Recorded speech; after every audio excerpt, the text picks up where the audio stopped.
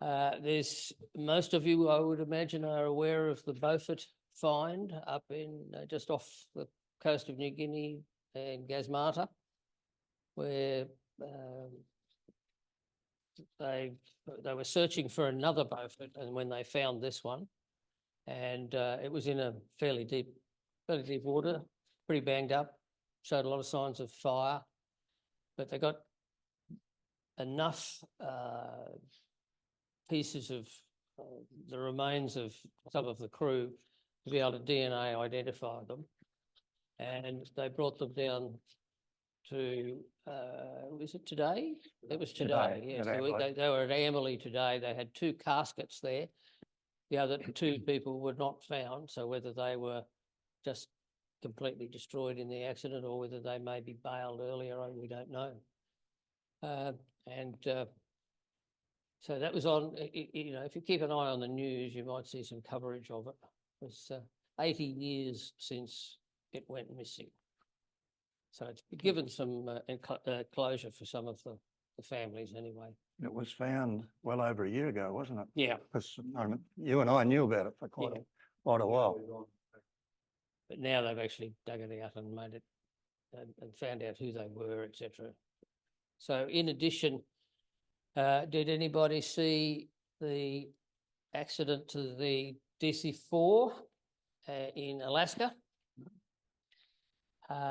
Just after takeoff. It belonged to a refueling organisation. They take fuel all around Alaska. The aeroplane's got big side, so we don't know whether there was fuel, whether they had a cargo load or not, but they got airborne from Alaska and gave a mayday very quickly and said that they'd lost an engine. And there's some video of it to show what happened. There was a fixed camera somewhere, and it came into view right up in the top corner. Number 1 engine was on fire, and then it exploded. There was a big puff of smoke, and bits fell off the aeroplane all over the place, and it just did a big left-hand car, straight into onto the banks of the river just there. There's only one other thing we'd like to do. Our previous president recently became a life member, so he's got lots of money to spend now because he doesn't have to pay. But just from us, we also thought we'd go a little bit further, and for Warwick, we have from the club, from us all, a certificate of appreciation for all the work he did for us over 7 years of being the president, and prior to that, of course, been a long-term member since the early 60s. So. Yeah. Well, thank you very much. That's okay, mate. Didn't know that was coming. Okay, that's about all I've got to tell you, except that, of course, we've got our own. What's my name? What would you could know? It's all right. I can read. How am I? What's my name? I'm trying to think of it. No, but I'm trying to think of it. I was trying to think of something smart, but I didn't. So we have our own giving us the talk tonight on 22 Squadron. Anybody? Sorry, 22 Bomb Group. Bomb Group USAAF. You're right. And is anybody in here know anything about the 22nd at all, apart from you? No. There's a good book here. I didn't bring mine, but this gentleman brought one. It's quite a thick book. It was one of the. Are those online? And we have a new member, or your member, or guest tonight? Guest tonight. Okay, we have a guest with us, Jim. Jim Peters. Jim Peters, and Warwick has brought some magazines and things along, which he's put on the bar over there if you want to have a look in before you go. The 22nd was one of the first bomb groups that came to Australia. In fact, I think it was the... No, wasn't the first. Wasn't the first. Oh, well, as a group, it probably was. Group. As a group? Yeah. No, it just got beaten by the 3rd bomb group, I think. Okay. It'll be in my talk. Yep. Okay, so, and they eventually worked their way up to B-24 Liberators and went all the way up in the Pacific. So I'll hand over to Peter. Thank you. He can give you the story. Thanks very much. Before I start, I'll actually got to go over here and do a few things. So I've got a lot of slides to get through. That's if my voice lasts. I've got 140 slides. Focus. It's going to be a fire hose.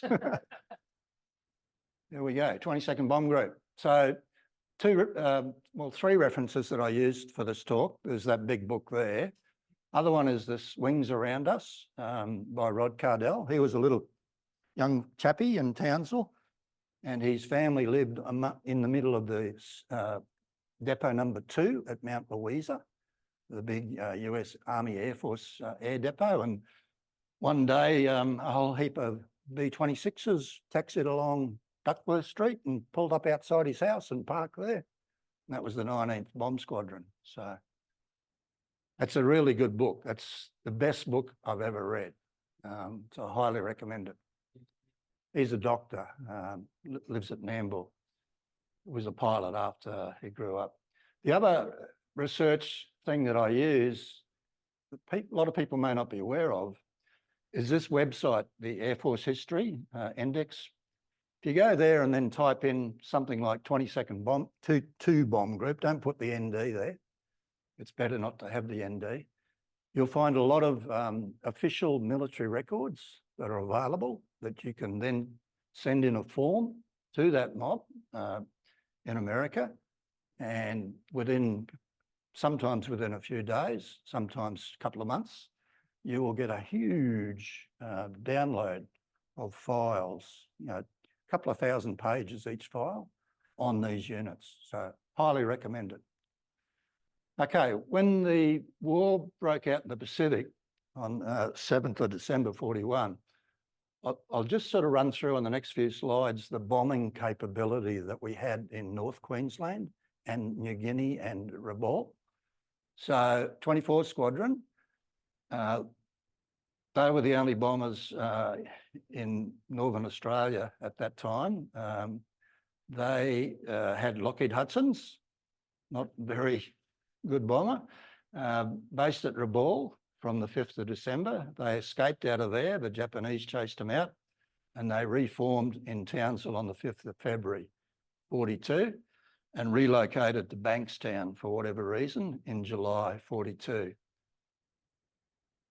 32 Squadron, RAAF, formed with Hudson's at 7 Mile Airfield, Port Moresby on the 21st of February. 42 moved to Horn Island on the 26th of April and then headed south again on the 18th of September. 100 Squadron relocated their Beauforts from down south up to Mareeba on the 22nd of May, 42, and relocated to Laverton, Victoria on the 2nd of July. So you can see we didn't have too much up that way. There was no Brisbane line. It never existed. I can have a good argument with you about that one. Okay, the Americans came. The first B-17s that arrived they were actually attached to the US Navy at that time. They were known as Southern Bomber Command. They'd been detached from the American US Army Air Force. And they came here from the 20th of February, 42, but it was only one squadron. It wasn't a bomb group. So 12 of them turned up and they did their first bombing raid a few days later to Rabaul. And that's when Swamp Ghost, you've probably heard of Swamp Ghost, the one that's in the Pearl Harbor Aviation Museum, did a belly landing in a swamp up in New Guinea. 3rd Bomb Group was the other. They were the first bomb group in force that arrived in North Queensland. So headquarters, 8th Squadron, 13th and the 90th, turned up at Charters Towers on the 10th of March. They had 15 A-24s and 3 A-20s. And the other squadron, the 89th, they stopped off in Townsville, got off the train. And the reason was to service those other bombers from the other unit, from the Southern Bomber Command, because they didn't have any ground crew. Then came the 22nd Bomb Group. They started to arrive in the Townsville area on the 28th of March, 42. They did their first mission to Rabaul on the 6th of April. So the 3rd Bomb Group beat them by a few days. So tonight's talk, I'm going to focus on the 22nd Bomb Group, okay? These other ones did get there a little bit earlier. So the bomb group was activated on the 1st of February 40. They got their first Marauders in February 41. And when war broke out in the Pacific, they comprised headquarters and headquarters squadron, which only had 5 aircraft, I think. 2nd Bomb Squadron, 19th, 33rd. And then they had another squadron attached to them. It was an attached squadron, the 18th Reconnaissance Squadron, but it got renamed later and became part of the 22nd Bomb Group. So they had these things, the B-26 Marauders. I don't know if that's the exact model. Peter Johnson will probably tell me what the right model is. But they were a fast 2-engine medium bomber by Glenn Martin Company. Had a very high landing speed, 130 to 150 miles per hour, nominally 140. They got a bad reputation early in the war because of that fast landing and takeoff speed as a widowmaker at a high accident rate.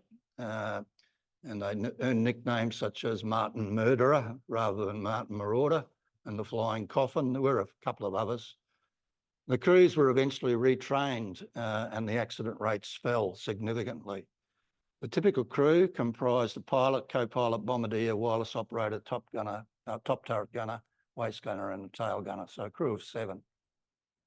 It's just a cutaway of the B-26.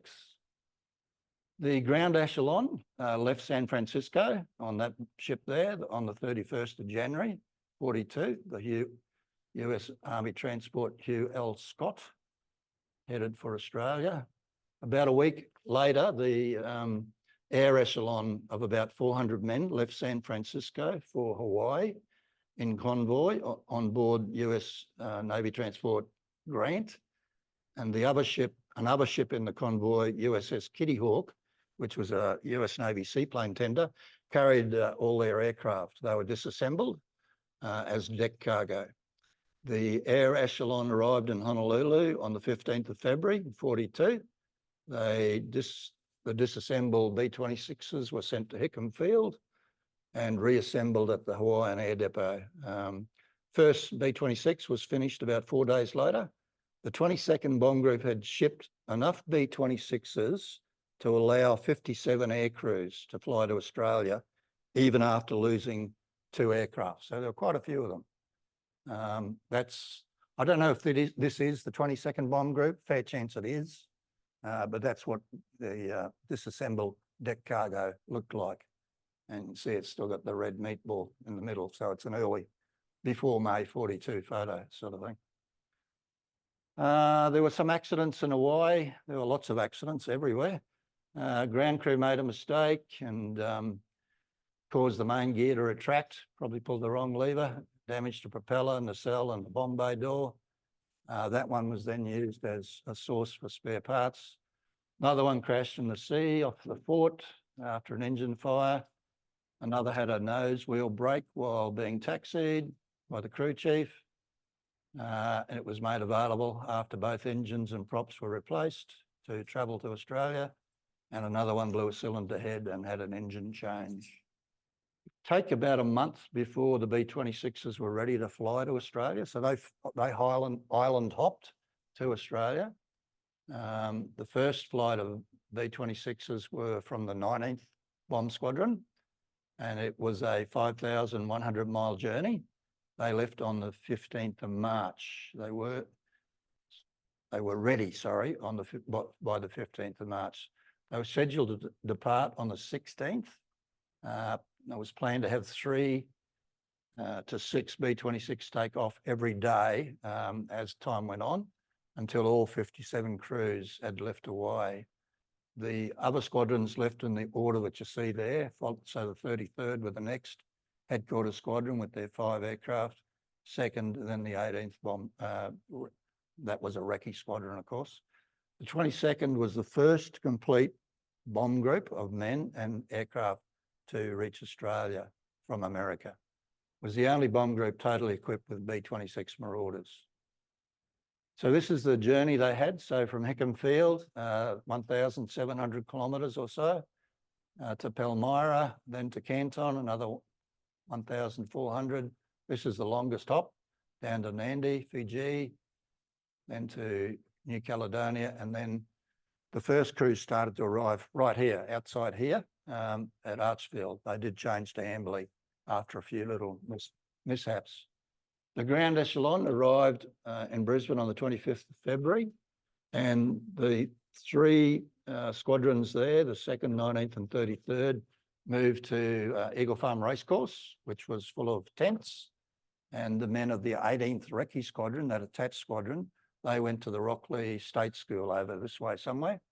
And on the 1st of March, the ground echelon of all those squadrons moved by truck to a camp at Amberley, where they assembled P-39 Aircobras, P-40s and A-24 dive bombers. The 19th Bomb Squadron, 13 of their aircraft left Hawaii in 4 elements over successive days, starting on the 16th of March, as I mentioned earlier. First B-26s started to arrive right out the front here at Archerfield on the 22nd of March. The air crews stayed that night at Lennon's Hotel and had a bit of a party, as you do. Then they flew to Amberley for servicing and any required maintenance. And the last 3 from that squadron arrived at Amberley on the 26th of March. And then they all flew up to Townsville on the 28th of March. So there's Amberley there. You can see some P-38s parked here and all the camouflage on the hangars. So when they arrived in Townsville, so just to get our bearings, there's Garbutt Airfield up the top here. This is the highway heading north. Sorry for those online, you can't see my pointer. Duckworth Street was a dirt gravel road. This today is Dalrymple Road. And I don't know what this was called, but you can see an aircraft here and one dispersed here in the bush.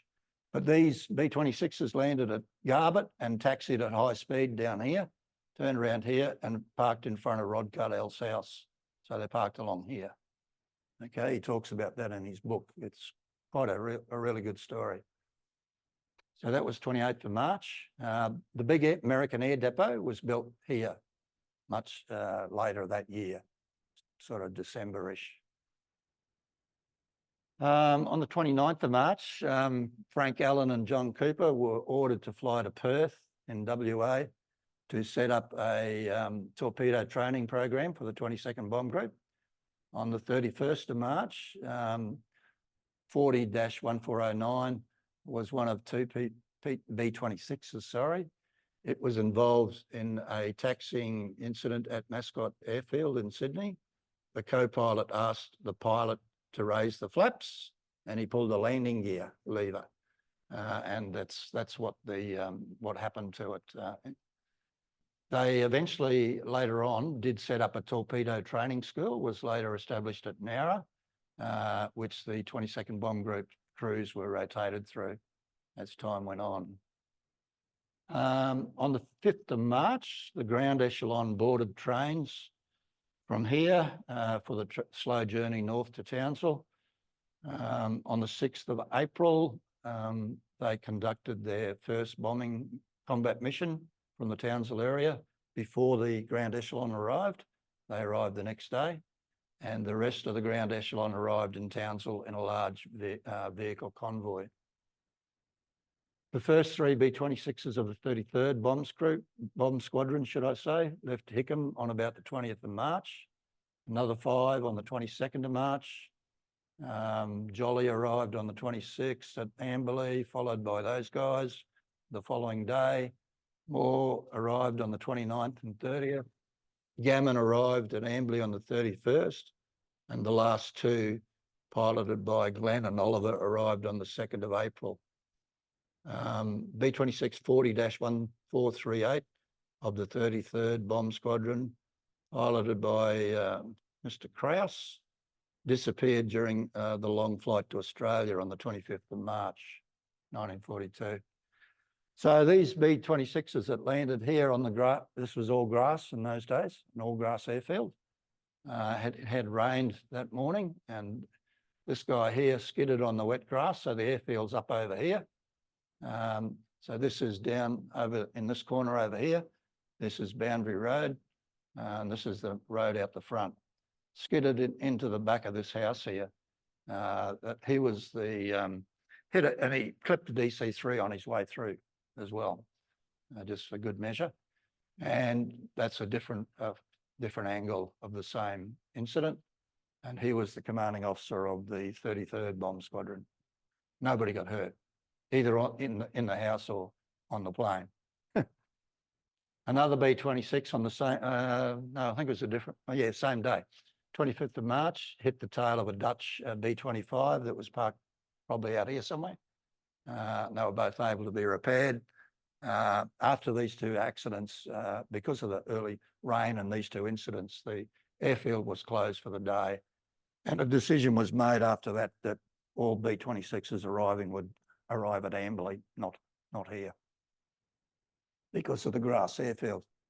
So Headquarters Squadron, they had 5 B-26s, 5 B-26s, including 3 of those 5, left Hickam on the 26th of March.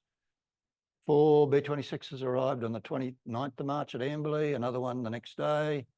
Headquarters Squadron stayed overnight at Amberley and left for Townsville the next day. 2 other Headquarters Squadron aircraft left Hickam over the next few days and attached themselves to flights from other squadrons. I'll skip through some of this because it's a lot of detail. You'll be able to watch this online on YouTube eventually, and you can sort of freeze the screen just if you want to read the detail. Anyway, eventually all 5 B-26s of Headquarters Squadron arrived in Townsville. 2nd Bomb Squadron, first flight of that squadron left Hickam on the 28th of March in 3 B-26s. Jacoby crashed on takeoff, destroying number 40-1398. The co-pilot pulled the landing gear too soon. A 2nd B-26 caught fire on the same day at a different airfield at Bellows. The aircraft was repaired. 3 B-26s arrived on the 2nd. Another flight of 6 left on the Hawaii on the 1st of April. 1 B-26, not sure which one of those 2 it was, couldn't find Palmyra on the first leg and was forced to ditch. And another one, again, not sure which one of those 2, it's the same 2, was never heard from and was declared missing. Early records of American aircraft losses are very scant. They're hard to find. And there's also a lot of confusion and mistakes as well. The remaining 4 B-26s were delayed at Palmyra for 4 days, searching for these 2 aircraft, 2 aircrew. They left Palmyra on the 5th of April, headed for Canton, arrived at Amberley on the 12th. Final 2 left Hickam on the 9th. 2 of them were delayed. The other 2 arrived on the 16th of April at Amberley. And of the other 2 delayed, they arrived on the 22nd of April and the 2nd of May. 18th Reconnaissance Squadron, so this is this attached squadron. Most of the ground crew began to arrive by train on the 7th of April. So when they got off the train, they were told to go to Woodstock and set up camp. When they got there, they were told, no, not here. Go to Antil, go to Reid River instead. So that's where they ended up setting up camp. They got shoved around a little bit. So the first flight of B-26s of that squadron left Hickam on the 12th of April. 2 of them arrived at Amberley on the 16th and the other one on the 1st of May. Next flight of 3 left on the 14th, but were turned back, and they left 3 days later. C flight of 18th Recce Squadron left Hickam on the 19th of April, and 3 B-26s arrived on the 22nd. So by that time, 50 aircraft and crew of the 22nd Bomb Group's 57 aircraft and crews had made it to Australia, with another 3 lost en route. So there was still a couple left behind. Back on the 18th of March, there were only 39 US Army Air Force bombers, including 12 B-17 Flying Fortresses and 27 A-24 dive bombers in the whole of Australia. So the dive bombers would have been the third bomb group, presumably, and the B-17s were that US Navy unit, which later became the 4th 35th Bomb Squadron, Kangaroo Squadron. By the time these 50 Marauders had arrived, that doubled the Allied offensive air capability in the Southwest Pacific. So we really didn't have a lot. The Japanese, could have walked into Australia in January, no trouble at all. We didn't have too much to fight with. The 18th Reconnaissance Squadron at Reid River was redesignated as the 408th Bomb Squadron on the 22nd of April, and then became part of the 22nd Bomb Squadron rather than being an attached squadron. By mid-May, there were still 4 408th Bomb Squadron crews left at Hickam. At the end of May, 2 B-26s of the 408th were rushed to Midway, which is in a different theatre of war, by the way, although I believe they changed the boundary for a few days to allow them to go to Midway to keep MacArthur happy. 1 B-26 crashed and the other was written off due to battle damage. After Midway, there were still 3 air crews and 3 B-26s left in Hickam to fly to Australia. 2 of those arrived at Amberley on the 12th of October, much later in the year, and the 3rd landed at Amberley on the 14th of October. When the 22nd Bomb Group arrived in Australia, this was how they were dispersed initially. So the headquarters and headquarters squadron was at the Stockroute Airfield, which I showed you before. The 2nd Bomb Squadron was at Reid River. The 18th Reconnaissance Squadron was at Reid River eventually. The 19th Bomb Squadron was at the Stockroute Airfield with headquarters and headquarters squadron. And the 33rd Bomb Squadron was at Antil Plains Airfield. I'll try to show you where all these are. So this is Townsville, Magnetic Island, Garbutt Airfield up here with the top star. Stockroute Airfield is not that far from Garbutt Airfield, a very quick taxi down Duckworth Street. Antil Plains, this is on the road to Charters Towers. So Antil Plains first, Woodstock, and then Reid River. And I'll give you the distances shortly. There were other airfields around, but they weren't tied up with the 22nd Bomb Group. There was an airfield at Mount St John. There was the Bowley Airfield. There was the Ross River Airfield. And there was the Aikenvale Airfield. I think that's most of them. And there was one at Garoo. Okay, so this is, remember I showed you that dirt road and Rod Cardell's house just here. So this is a little bit later, probably. 1941, may not be too much later, but there's the airfield. This is the road to Ingham, heading north. It's actually heading west, but it's heading north to Ingham. This is the railway line, and they used to just taxi down here across the main road, open the gate here and across the main road. Watch out for trains. And I've got a classic photo of a B-17 here waiting for a train to go past, taxiing down that road. Because lots of B-17s and B-24s and Catalinas and whatever were all in here. So Stockroute Airfield was built here in this area. It wasn't built at this time. It was a 3,600 foot long gravel runway built in February 41. That's just a close up, still 1941. There's Rod Cardell's house. This is today Dalrymple Road. And that's sort of roughly where it was. This is much later. This is when the air depot was built. So here's that, what used to be that gravel road heading up to Garbutt Airfield up this way, Stockroute Airfield here. And you can see the big air depot and there's all igloos all through the bush here as well. And Bayswater Road. I used to live down this way on the top side of Bayswater Road, and Jeff Nielsen, who's online at the moment, used to live across the road from me. Righto, Stockroute Airfield, couple of photos. You can see 2 B-26s parked in the bush here. and some tents for the ground crew, etc. A bit more activity, a water tank and a water tank on wheels by the looks of it, tent in the background. Some men there in the raw by the looks of it, having a shower. Another B-26, so that one is 40-1363, parked at the Stockroute Airfield.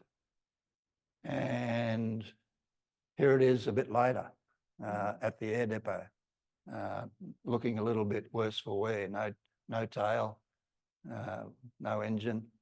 So the 4th Air Depot Group engine overhaul and repair shop were looking after it at that stage. So a couple of photos of some of the guys at the Stockroute Airfield camp getting ready for another mission with machine guns and whatever, getting things ready. So these guys used to do bombing raids from Townsville and these airfields, and they'd fly up to New Guinea, and I'll talk about that shortly, how they did this. But they did bombing raids out of Townsville for many, many months. And a lot of people don't realise that. So this is Reid River Airfield, the road up to Townsville, sort of heading up this way. There's a plan there from the National Archives. So the 2nd Bomb Squadron and the 18th Recce Squadron were at Reid River. Just a crew chief there, leaving his tent at Reid River with his toolbox. Because they were there for so long, they built their own officers' club, pretty rudimentary, out of logs. But they had electricity and radio, telephone, you name it. You know what the Yanks were like. And that's what it looks like today. There's evidence of some master matting, pierced steel planking. This was where the officers' mess used to be. Some slabs. It's where the mess hall used to be. There's still a lot of remnants there and a lot of things to be found. Antil planes, there were 3 runways. This one was abandoned pretty early in the piece. So these were the 2 main ones, but I think this was the main one. So that's on the roads south of Townsville, heading towards Charters Tower. So that's, as I've said there, about 13 miles south of Townsville. Okay, so there's an aerial view of that middle runway that I mentioned there earlier, and a couple of general shots. And they set up some machine gun positions for light anti-aircraft operations around the camps. Camouflage netting on top of a B-26 at Antil Plains. Another shot at Antil Plains. Quite a nice photo. I should know what aircraft that is, but I haven't spent time working it out. Another shot. B-26 on the warm-up line. So what they would do for their bombing raids, they'd take off from those remote airfields and fly to Garbutt, fuel up, load their bombs, fly up to Port Moresby, do their bombing raid, stay Moresby overnight. So they'd arrive there just before dark, so they wouldn't get bombed, and take off at 3 or 1 o'clock in the morning and do their bombing raids, then fly back to Townsville. So just a jolly photo of the guys getting ready to load their bombs at Garbutt Airfield. Some other bombs here. So this is 40-1495, I think it's a 5. Fueling up before a mission, not sure where that is, whether theoretically possibly Garbutt, but couldn't be sure. I've got a few detail pages here on their first bombing raid. So there were 10 B-26s armed with 500-pound demolition bombs, and they took off on the 5th of April. Most of the aircraft in that first raid were from the 19th Bomb Squadron, so they went from that Stockroute Airfield, taxied along Duckworth Street across to Garbutt and fueled up and bombed up. One Marauder turned around with engine problems. The others took roughly 3 to 4 hours to fly to Port Moresby, arrived late in the day, as I said, before dark, such that you know, they were a bit safer from bombing raids from the Japanese out of Rabaul. A B-26 of the 33rd Bomb Squadron from Antil Plains, piloted by Robinson, was sidelined when it burst a tyre when landing at Port Moresby. After refuelling in Port Moresby, they would sleep under or on the wings, sometimes on top of the wings, because they reckoned the mosquitoes weren't as thick up there, up that high. They would then take off very early the next morning, usually well before dawn, to fly the 600-mile route to Rabaul, to bomb Rabaul Harbour and the local airfields. So they had breakfast on this first raid at 1 o'clock in the morning, and 8 B-26s took off just after 3 a.m. I don't know what time that is, whether I assume that's local time. It's always very confusing with military records, whether it's Z time or local time or whatever. There were no fighter escorts for this bombing raid. So this was the first B-26 Marauder combat mission during World War II anywhere. On the same day, the 3rd Bomb Group at Charters Towers staged 6 B-25s through Port Moresby to attack Gasmata.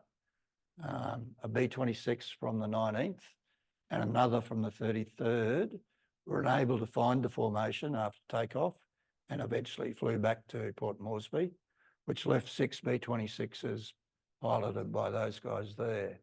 Rod Cardell knew most of those guys. He mentions them, talking with them and whatever in his book. Japanese took off 7 Claude fighters from Lakuni Airfield at Rabaul to greet them. The Japanese, in their records, thought that the B-26s were Wellington bombers, and the Americans thought that the Claudes were Zeros. The B-26s came under anti-aircraft fire, dropped 19 bombs on the ships in the harbour. It was usually pretty full of ships most times. They sunk 1 transport ship. They dropped 4 more bombs as they left on a freighter in St George's Channel. And on the way back to Port Moresby, 1 B-26 crashed in the water with fuel problems, and one of the crew members was killed.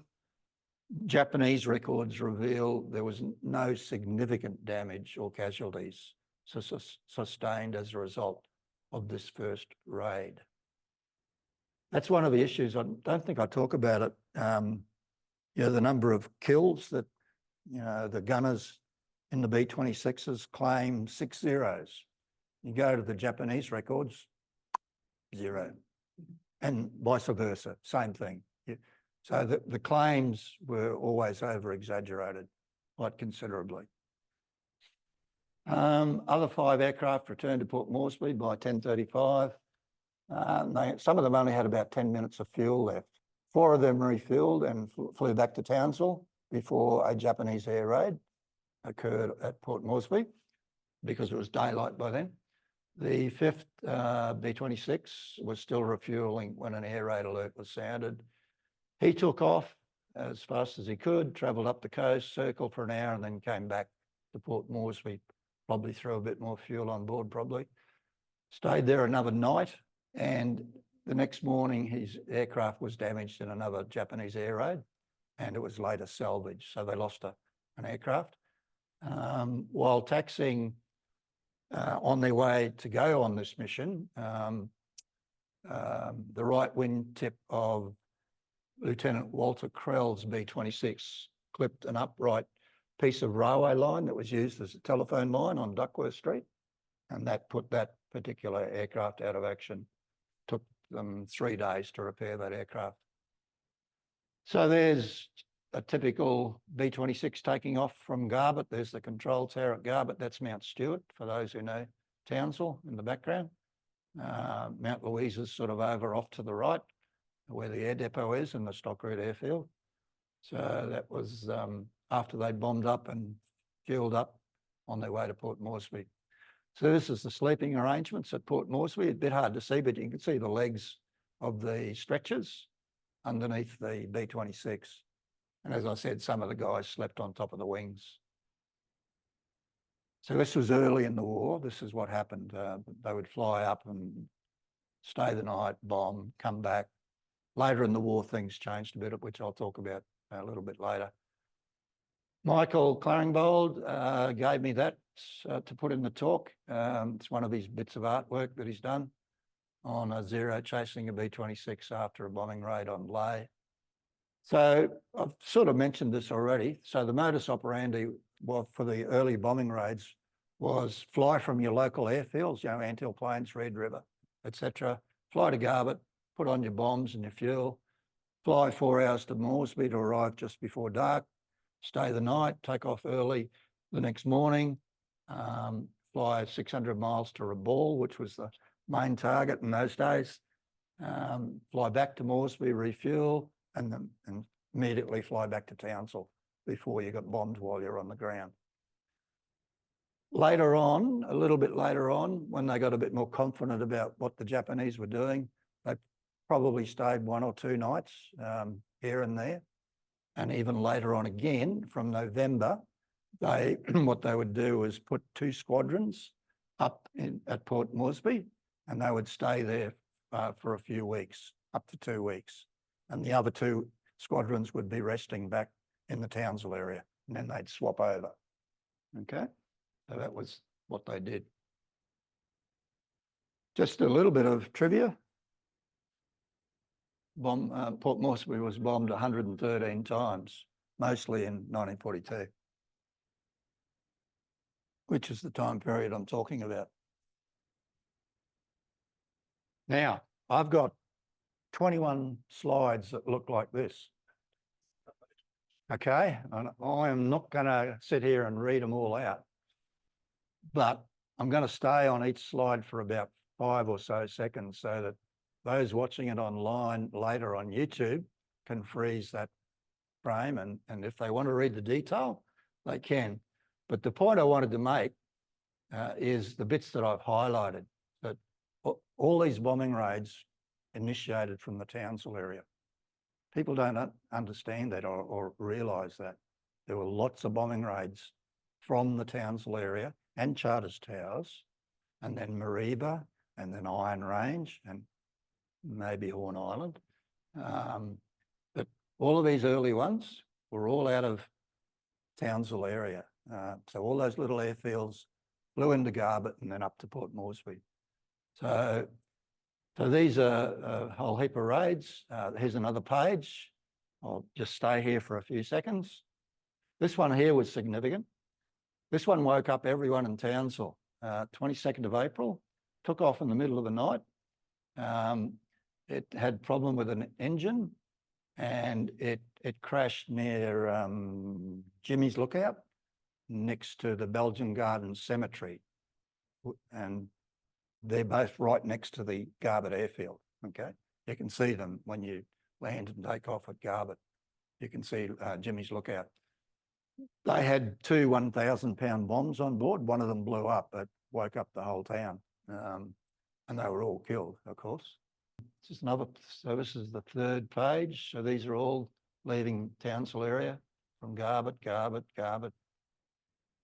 Some, as I said, eventually sometimes they would stay overnight.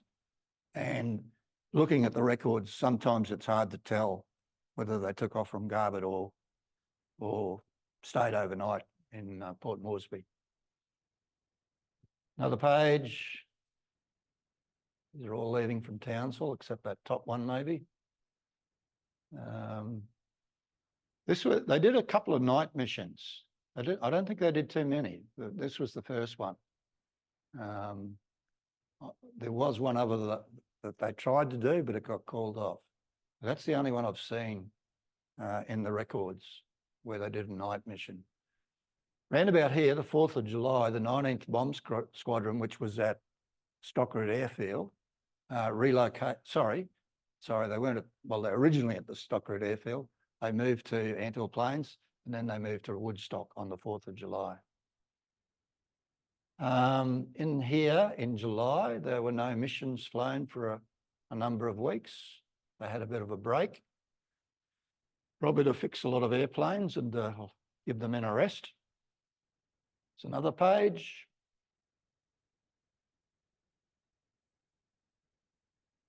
Another page.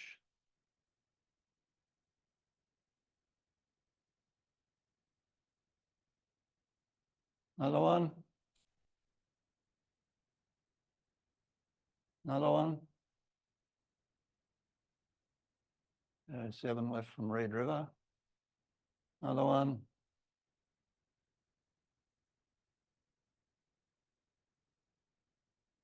The 19th and the 33rd Bomb Squadron at Woodstock relocated to Iron Range on the 13th of September 1942.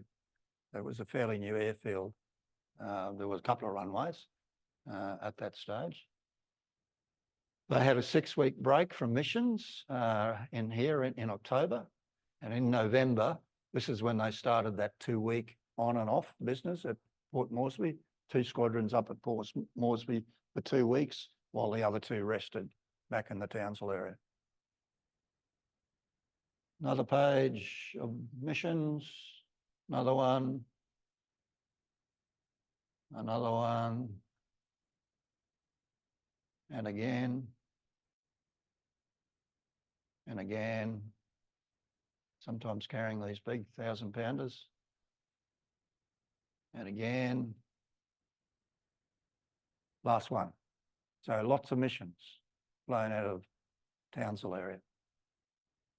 So the last combat mission before stand down and reorganisation was on the 9th of January. And by then they were attacking other places such as Lae. You probably heard that Lieutenant Commander Lyndon Baines Johnson visited North Queensland during World War II, Townsville, and stayed in the old hotel there and whatever. He went on a flight with the 22nd Bomb Squadron. He was going to board one aircraft, but he went on a toilet break, I think, and he missed that one and he had to jump on a different plane. Luckily for him, because that other one that he was meant to be on crashed and they were all killed.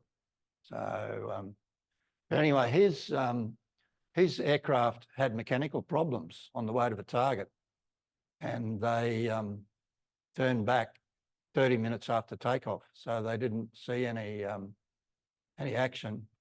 But he was awarded the Silver Star, and he was the only one on that aircraft that was awarded the Silver Star. Someone made a comment, it was the least deserved and the most proudly displayed Silver Star in military history. One good thing, he took a lot of colour movies. There is a lot of good colour movies taken by him that are online on YouTube of Townsville area, Charters Towers, when they did a forced landing at Carisbrook Station in a B-17, and there's quite a lot of good video movies that he took.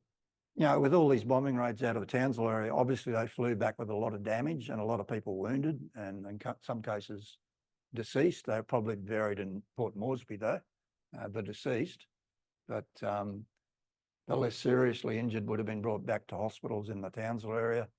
More seriously probably would have been looked after in Port Moresby. So there's some typical damage. There's probably a lot worse than that I could have found. This one here, the mechanics patched 193 holes in 40-1493 after a flight. In early May 42, Sergeant Norton suggested to his pilot, Lieutenant Walter Krell of the 19th Bomb Squadron, that they should get rid of their 30 calibre waste guns and replace them with 50 calibres. They modified the existing mounts, and the first time they used those was on the 9th of June 1942. So that was a few months after they had started their operations, and other B-26s were then modified and fitted with 50 calibre guns. There was a lot of rain in June, and Antil Plains was not a very good airfield for rain and made it unsuitable for operations. You'll see a photo later of a B-26 stuck in the mud. So the 19th Bomb Squadron relocated to Woodstock Airfield on the 4th of July, another 10 miles towards Charters Towers. No missions, as I think I said earlier, were flown for several weeks in July. The 33rd Bomb Squadron relocated from Antil Plains to Woodstock on the 20th of July, and they had a bit of a problem with cattle, so they had to chase them off with motorcycles. So there's Woodstock Airfield. This is the highway into Townsville, heading up that way, north. This is a June 1945 photo. There's their control tower and some of the buildings, one of the buildings that they erected. So it's 23 miles south of Townsville. Some photos of Woodstock Airfield today, what it looks like today. Someone who shall remain unnamed, who is online at the moment, does a lot of metal detecting at a lot of these airfields. And one day he got a signal, didn't get it off that thing there, but when he was digging for the signal, he found this patch from the 22nd Bomb Group, the 33rd Bomb Squadron patch came up, which would have been quite a surprise. He also has found lots of other things, but including 2 very rusty 50 caliber machine guns barrels as well at Woodstock. Another thing that my mate found was this thing. Does anyone know what that is? Bit of a clue on there. Amy Johnston, yeah, it's a rare aviation Amy Johnston first woman's pilot Amy's Jason plane, and then we'll pin badge. Jason, yeah, so you can see the Jason there, which is, you can just make out here. So that was an interesting find. Again at Woodstock World War II Airfield.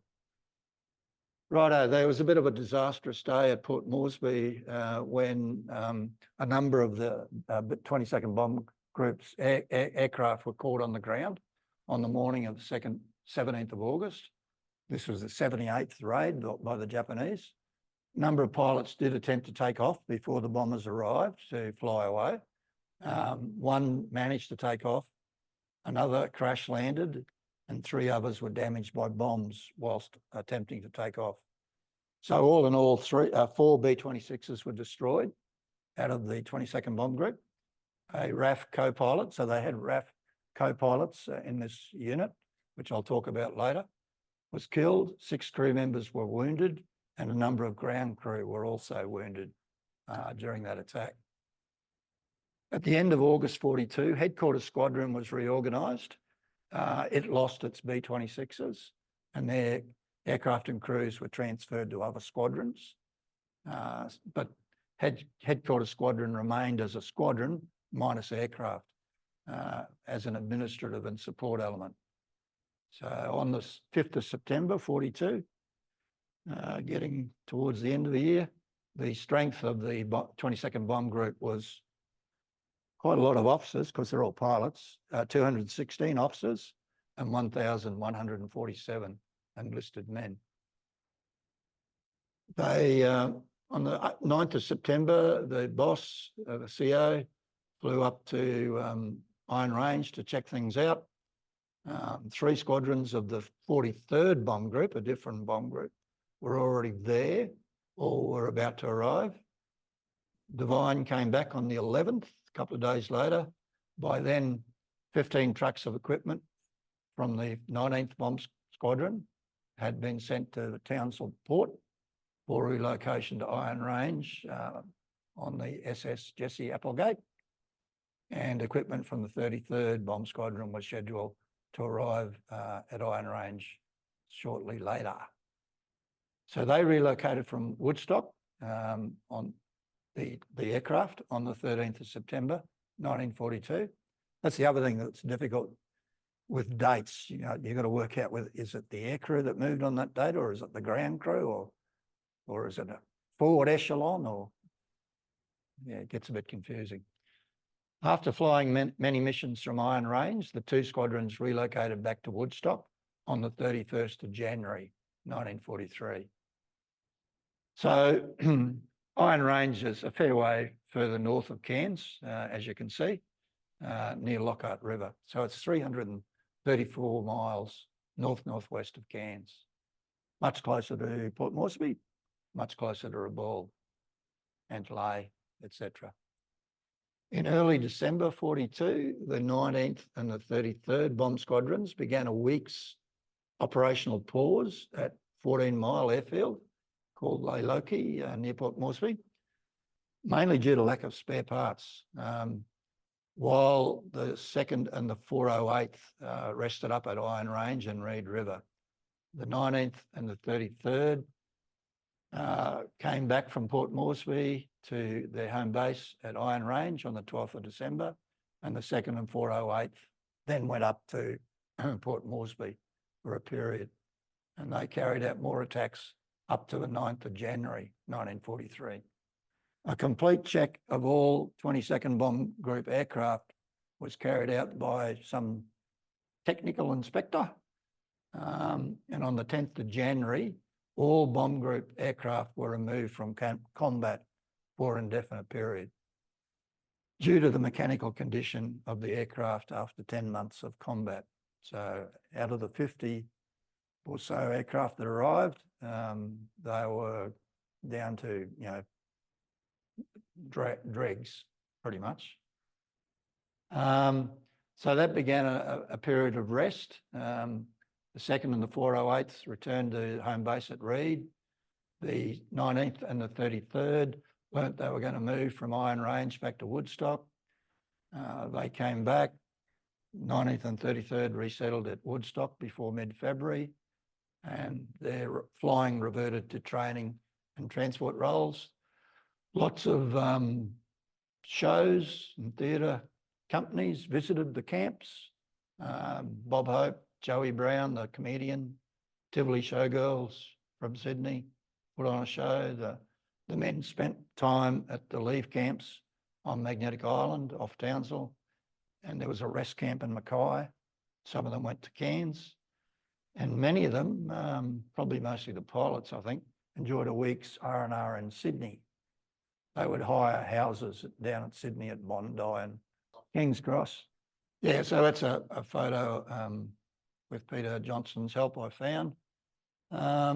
So reorganisation. In April 43, it became clear that 22nd Bomb Group would no longer be an all B-26 unit because they were all worn out.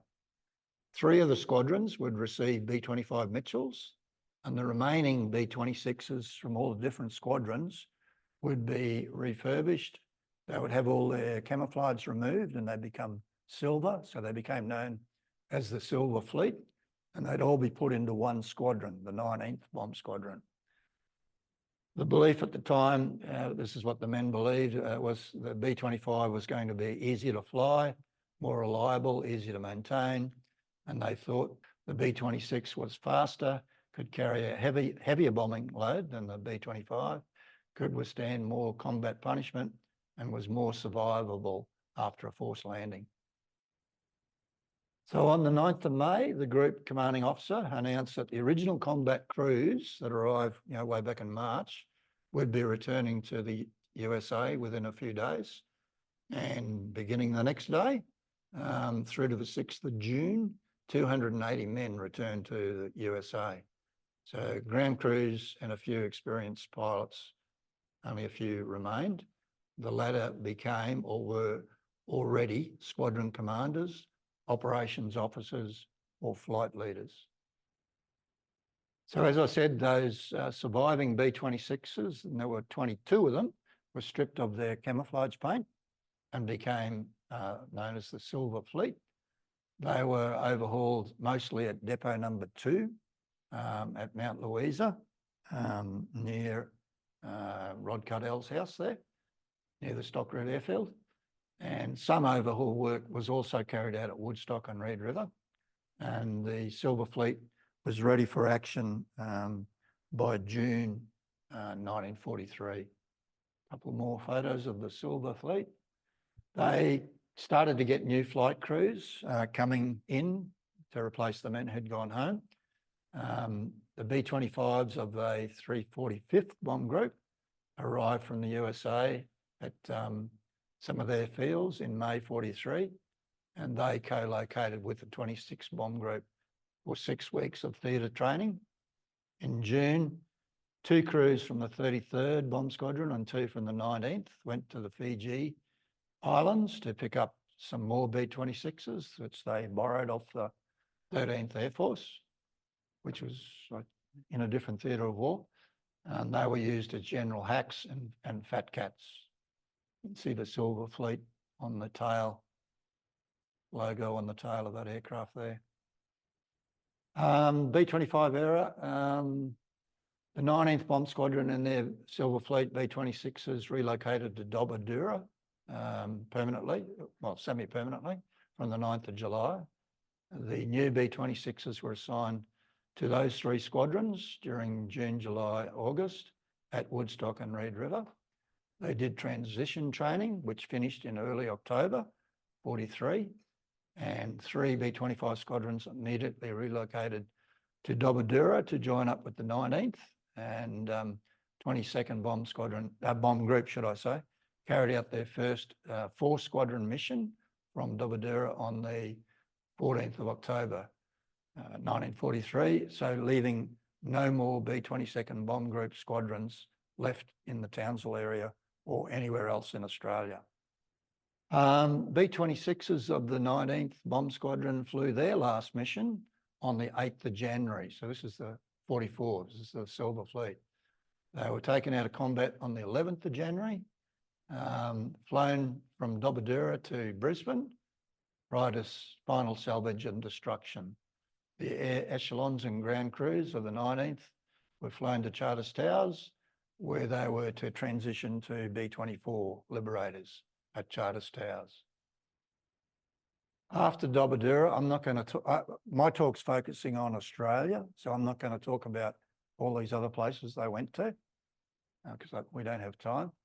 But these are where they went to after they left Australia and after Dobodura. So Nadzab, Aoi, which is a tiny little island, Leyte, Angkor, Samar, Clarkfield in the Philippines, and then on to Japan at surrender. I mentioned earlier there were RAF personnel attached to the 22nd Bomb Group. I'm not going to go through all these names, but just to give you an idea of some of the numbers that were attached.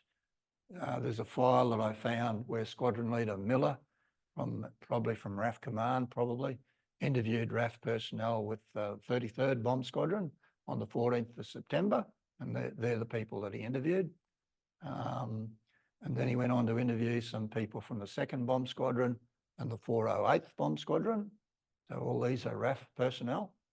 Not sure what roles these guys had, but these were observers and these were pilots. Righto, I'm now going to talk about aircraft losses in Australia from the 22nd Bomb Group. I'm not going to talk about New Guinea, there were lots and lots, okay? But my focus is Australia. So first one is 41419, ditched into the sea off Palm Island in April 42 after engine trouble while returning from Port Moresby after a raid on Rabaul. 7 crew were killed in that, including, not including, there was one survivor who was the RAF flying officer, Kenneth Lloyd. He was the only survivor. He was a passenger. This was the big crash at Jimmy's Lookout that I mentioned earlier, where the whole crew were killed when one of the 1,000-pound bombs went off in the fire. Another crash at Reid River, 41477 of the 2nd Bomb Squadron. Found it had a right tyre was flat when it was landing, put on the emergency brakes, which caused the left main tyre to blow, swerved off into the bush, smashed into a tree, and the airfield was a bit wet at the time as well. 41390 on the 15th of May, crashed at Reid River with 8 lives lost. It was taking off from Reid to fly a short flight to Garbutt, Airfield and Townsville to ferry some mechanics. Lost an engine just after takeoff and crashed, caught fire, and they were all killed. 15th of May at Antil Plains, 41489 of the 2nd Bomb Squadron crashed at Garbutt during takeoff to return to Reid River after it had flown there to pick up the mail. The B-26 blew tyres on the nose wheel and one main wheel, ran off the end of the runway and buckled its fuselage no injuries, and it was salvaged. Another crash at Reid River, Goosey Lucy, 41405, did a belly landing at high speed during a test flight after it had some problems with the landing gear and it was written off. Crash at Nowra, 1507, crashed at Nowra on the 1st of June. 2 crew members were injured. Crash at Garbutt, 3rd of June, 41517, nose gear failed to lock in the down position, no injuries.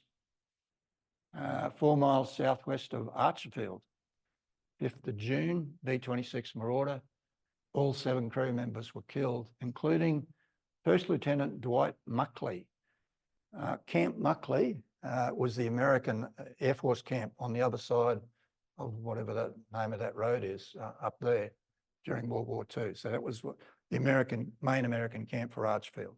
It's named after this guy here. Bundaberg, sad sack, which later became Easy Pickin, crash landed at Bundaberg Airfield at 1500 hours on the 23rd, repaired and flew out of Bundaberg on the 17th of July.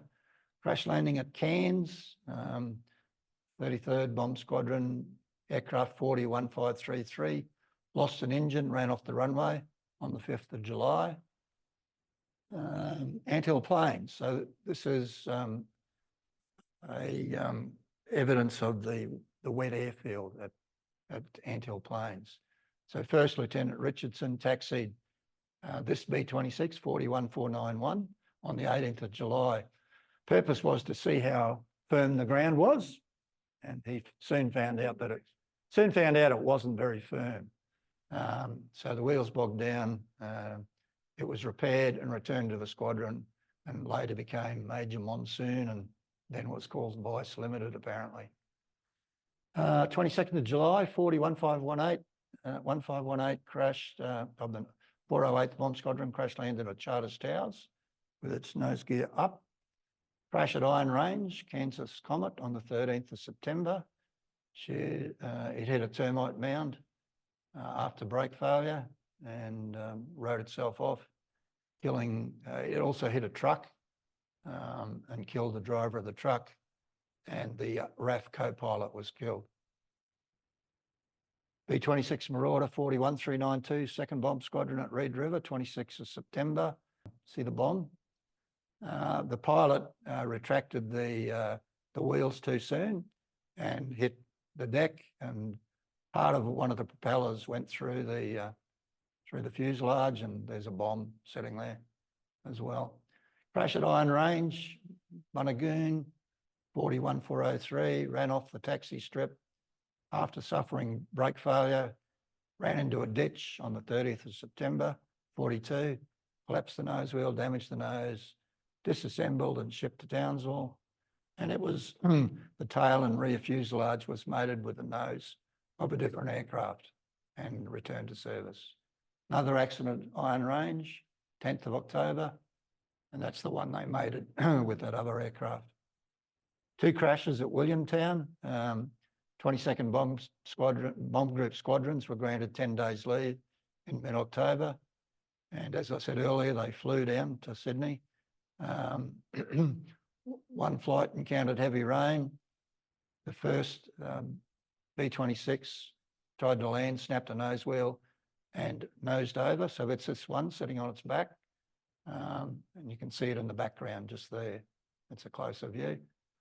The pilot was killed. 5 others on board were injured. And this other one then tried to land, snapped off its main landing gear, no one injured. And then the third one managed to land from the other direction into the wind at 140 miles an hour, as they did. This one's close to home, North Stradbroke Island, 4117553. Crash landed on a beach at North Stradbroke during bad weather. That happened during the delivery flight, so it didn't quite make it to mainland Australia.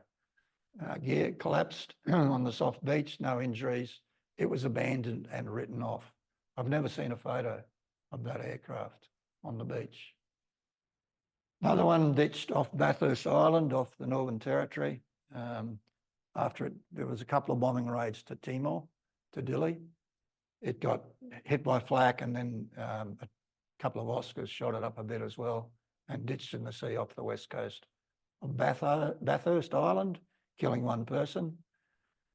Another crash at Reid River, Dumbo, 1481 blew a tyre while taking off, swerved off the runway, crashed nose first into a ditch, you can see the ditch here, and burst into flames.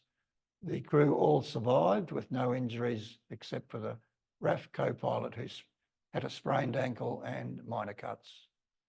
This is not a B-26, this is an A-24. So a former pilot who was then with the 38th Bomb Group flew in with an A-24.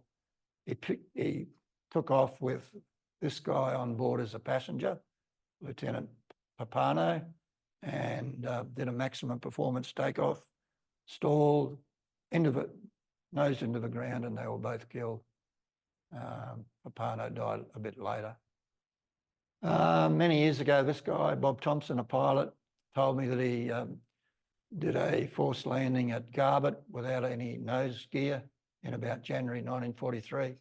I've never been able to find any details on that, so whether his memory's not too good, I'm not sure. This is an interesting one. New crews arriving needed theatre and aircraft familiarisation on the 9th of March. Captain Patterson, flying Thunderbird 1480, was on a flight training student bombardiers from Reid River. It didn't come back to base, and 2 hours later, 2 of the men from that aircraft walked into a hospital at Woodstock, an American hospital. The B-26 had run out of fuel and crashed into the trees about 6 miles from Woodstock.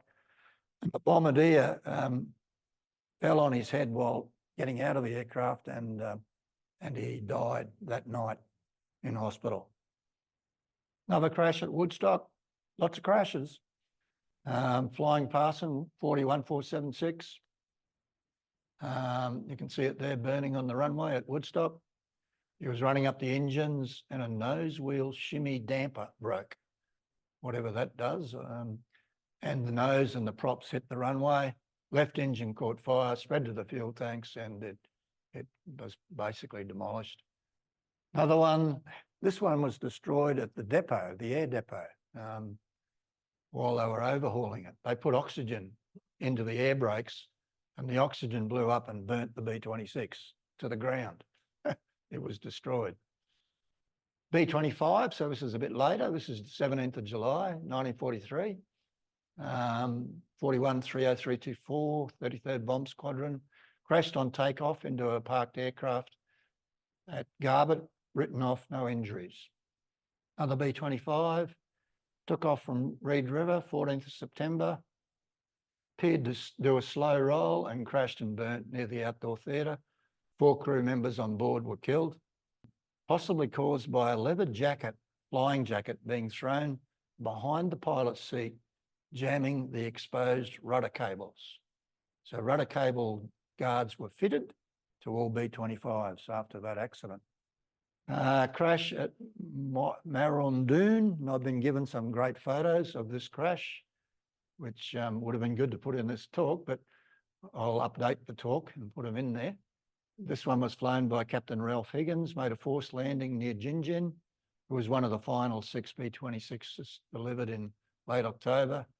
And one of the people, 13 people, which is a fair few people, to be on a B-26, was killed in the accident.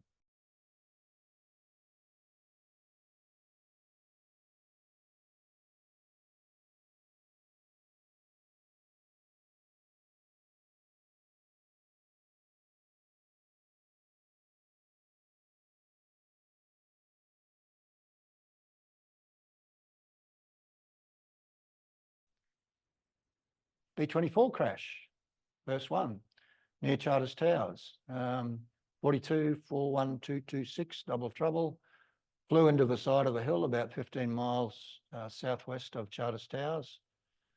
He was partaking in transition training to B-24s. Pilot was killed, and the co-pilot and flight engineer both survived. B-24 crashed into the sea off Innisfail. They'd finished conversion training. They were on their way up to Nadzab, crashed into the Coral Sea off Innisfail, killing all 15 on board. Only 3 bodies were recovered. Another one at Cairns. I'll zip through these. It's getting a bit late. Bad weather. Eventually came in to an aquaplane on the runway at Cairns. There were a couple of people killed in that crash. Co-pilot was the only survivor. Righto, nearly finished. On the 10th of February 43, B-26 41420 Murder Incorporated of the 19th Bomb Squadron crash landed with nose wheel issues at Garbutt. The entrance ladder had not been retracted on takeoff from Iron Range on its way back to Garbutt. That jammed the nose wheel. It landed tail down at Garbutt, and the mechanic accidentally then retracted the main undercarriage as well, just to make things worse. And it settled down onto one wing and twisted the fuselage. And you can see what's left of it. There's Murder Incorporated sitting there in the US Army Air Force Depot number 2 at Mount Louisa. Now, second last slide. I found this somewhere. I can't remember how I found it. This is from Lieutenant Colonel Van Hossen, Adjutant General, Allied Air Forces, Southwest Pacific Area, to Air Officer Commanding, RAF Command. Numerous reports have been received that aircraft of the Allied Air Forces engaged in combat have had various names and slogans painted on them, which make excellent propaganda material for the enemy and tend to bring retaliation against Air Force personnel shot down and captured by the enemy. Example of such a name is Murder Incorporated.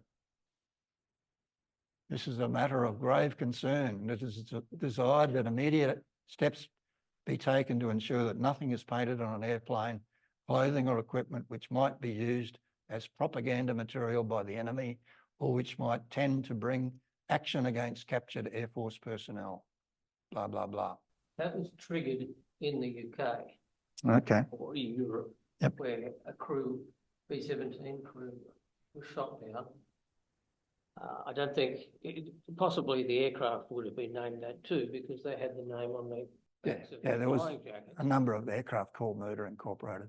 And they were photographed and used as propaganda by the Germans. Okay, that's the end of my talk. So any questions? I probably won't be able to answer them, but. If you could tell in the records whether they actually did any torpedo attacks? I think they tried it at Midway. There were two joined up with some other B-26s from another unit. I think they tried it at Midway. I don't know how successful they were. I didn't really look into that. I've never saw, going through the book, I never saw any evidence of torpedo attacks in New Guinea that I saw. I've seen a photo of Port Moresby of a Marauder with a slung. I had one here. Yeah. There was one that I showed earlier. Yeah. It was at Port Moresby, but they never mentioned that they used them in there. They probably did, possibly, but not mentioned in the records. Yeah. Yeah. So. And there's also some good movie footage around that Roger Marks is aware of, showing the trials down at Nowra. On about the fourth page of all that data you had about the flights flying out of Townsville, Yeah. There's reference to some of the aircraft being attacked by some Zeros and some ME-109s. Oh yeah. ME-109. That was as reported. Yeah. They were Tonys. Yeah, ME-109s were often confused with Tonys because Yeah, they were Tonys. Yep. Yep. So that was all. Yep. But I appreciate you put in as it was. Yeah, as it was recorded. Yeah. How much bombing of Townsville went on? Bombing, Townsville was bombed 3 times in July What part 42. did radar? What part did radar play? Radar did play a part, but In that- direction finding probably played a bigger part. But radar did help. Radar gave them the warning, and DF. And the other thing was the wireless groups. were able to alert the DF stations that there was transmissions happening, and then they would start, doing their triangulation, etc. So number 1 wireless unit was monitoring the Japanese traffic for Central Bureau at Ascot for the code breakers. So they would let the DF stations know. So they largely bombed without any fighter escort? They had no fighter escort, the Japanese. No. Oh, you're talking about our people? Well, they did take off. They were very poorly coordinated. I can't remember the details.